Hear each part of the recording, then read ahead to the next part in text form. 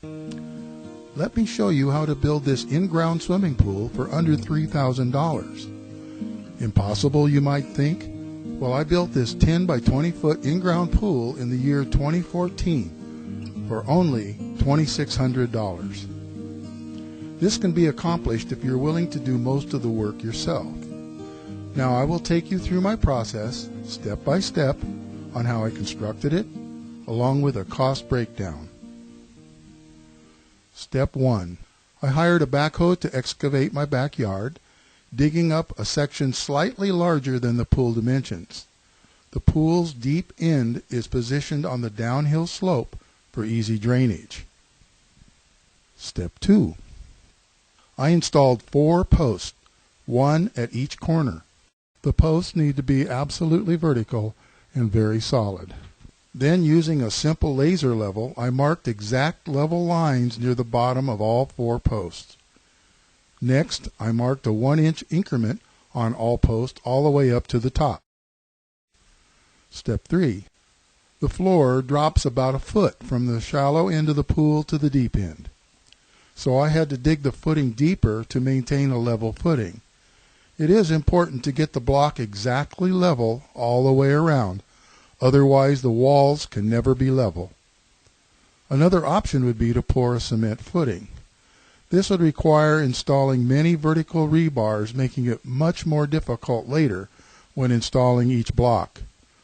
My idea of block footing is much simpler, as you will see in step number 8. Step 4. Each row of blocks should be installed 1 complete row at a time. Tie a string between 2 corner posts at the exact same vertical mark, using it to line up the outside edge of the block wall. When setting block, you should position the block's top edge barely touching the string. This will make a straight row. 2 steel rebars are placed between each layer of block, providing evenness and strength. Overlap rebar ends at least 2 feet when continuing from one rebar to the next. Each row of block should be staggered 1/2 block from the previous row for additional strength. Step 5. When making the steps, drill holes in the walls and install rebar for strength.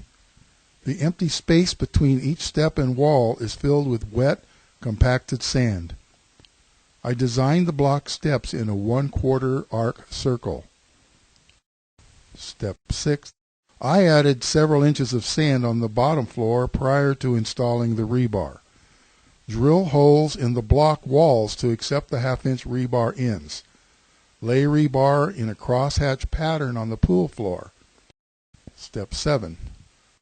I installed a 3-inch plastic pipe sweep as a drain pipe, with a threaded fitting located outside of the pool near the right side of the pump house.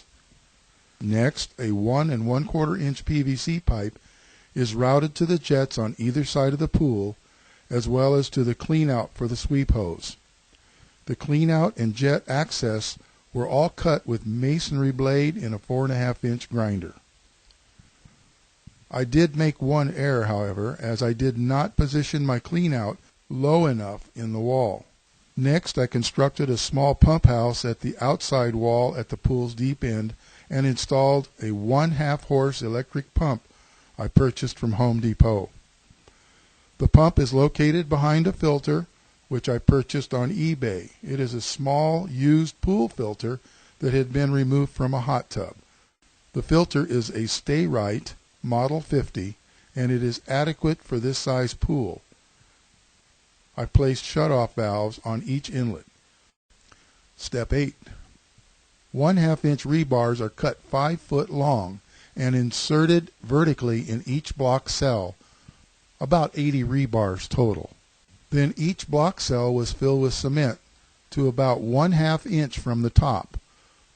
A plastic pipe or metal rod was used to massage up and down in the cement while filling block to be certain of no air gaps. Step 9. The floor was poured in 2 stages. The first stage was 3 inches thick to cover the rebar as a rough coat. Next, a second coat, 2 1/2 inches thick, was poured afterwards for additional strength and smoothness. Step 10. I made 2 simple wood forms that were used to pour the coping at the top. The top row of blocks had not been filled to the top in order to allow additional space for the coping cement to bond securely. It took me several weeks to install all of the coping, about 2 per day, using both forms so we could work in both directions around the top of the pool. Step 11. The block seams were coated with a blue moisture sealer prior to the cement coat. We then applied cement mixed 50-50 with fine sand and coated the inside of the pool walls to cover the seams and to make the inside reasonably smooth. Step 12. I purchased on the internet blue glass tile for the trim and the bench seat. A little research on the web resulted in finding a closeout price on just enough tile for the pool at about 75 cents a square foot. Tile was applied with standard tile adhesive. White grout was applied next as a 2-part epoxy mix purchased from Lowe's. Step 13. Marsite, which is a special coating for pools, was applied over 2 days. I had learned that this application is critical, so I elected to hire professionals to perform this task. The walls were coated with 1/2 inch thick Marsite on the first day, the floor and steps on the second day. The pool finish was then sprayed afterwards with a garden sprayer containing muriatic acid to remove impurities in the finished coat.